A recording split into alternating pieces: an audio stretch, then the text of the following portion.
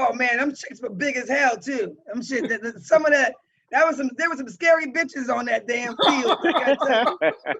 Yeah, I did my first time out there at training camp, man. So you go through boot camp, and then you go through training camp. That's where we separate the little girls from the women, right? We just want the women out there. And so when training camp comes, you go live. So it's full pads. We going, we taking it to the ground. And I was scared. I was scared as shit. I was like, what if I got myself into? And it was a 22 dive play. I had to follow the fullback in the 2-hole right side.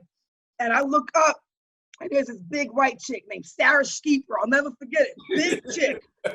And it's cold outside. And you can see the condensation, like, you know, all you saw was this long ponytail and this big bitch. And I was like, oh Lord, what if I got myself into? And so I froze. They handed me the ball. I got the ball and I was like, I stopped. I got called out by some of my teammates and I was so embarrassed that I was like, yo, coach, can we reload this play? Let's go. Because I had never been tackled at that point. It was just boot camp. So we reload the play, followed the fullback in. I made a couple yards. I got taken out and I just laid on the football field. I just laid there. And I checked to see if my feet were okay. They worked. My hands were fine. And I was like, oh yeah. It's time to go now. Right? That was some good times, man. Yeah. You need that first. Hey, Collette, where do you get this toughness from? Like, you got any brothers and sisters? Like, where do you get this toughness from? I have an older brother. Yeah. We used to go at it. Yeah, we used to go at it. My daddy had to break us up every day. Every day. Until he came home one day and he said, you know what, I'm tired of y'all fighting. Y'all go. And my dad picked up his briefcase and went upstairs and just let us fight. And my brother and I were like, we looked at each other like, we good, right? We good. We ain't got to continue. Right.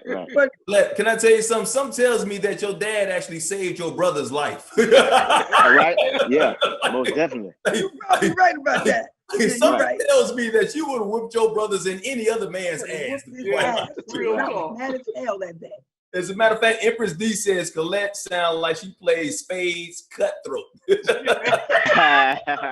And you better not renege. You better not renege. Hey, let me ask you this question because look, even though we live in a society right now, of course, we're dealing with a lot of race, we deal with a lot of colorism, we still deal with a lot of misogyny in this country. Dexter, I know you got 4 girls out there, so you're dealing with that. But Collette, going into a man's world in the NFL, being a female coach, how are you accepted in the locker room? No problems. None.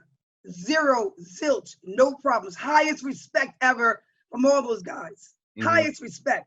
I had an issue with one coach who I'd like to jack him up real something nice like, and he about Dexter's size. I could take him out. Hey, I don't know now.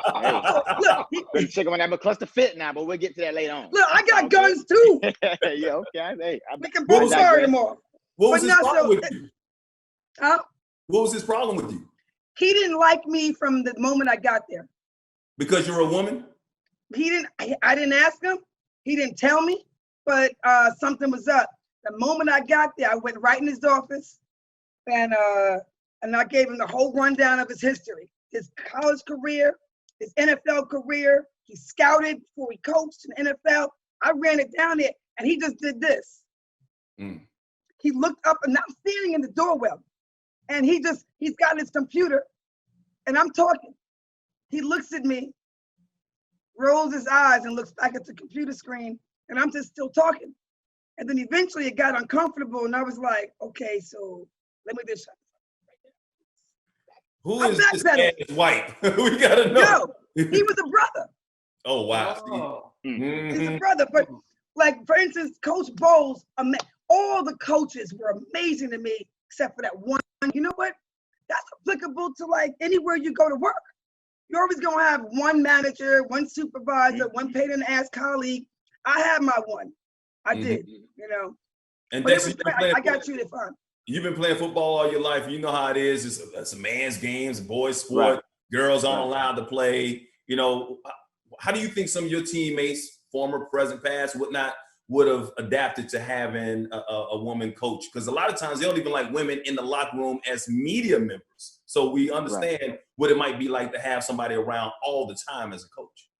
Yeah, I think it's just all a part of being a professional to begin with. You know, everybody there had the job to do. Everybody there is part of the brand, right? So, I mean, being a pro, it doesn't matter who comes in that door. You treat them with respect.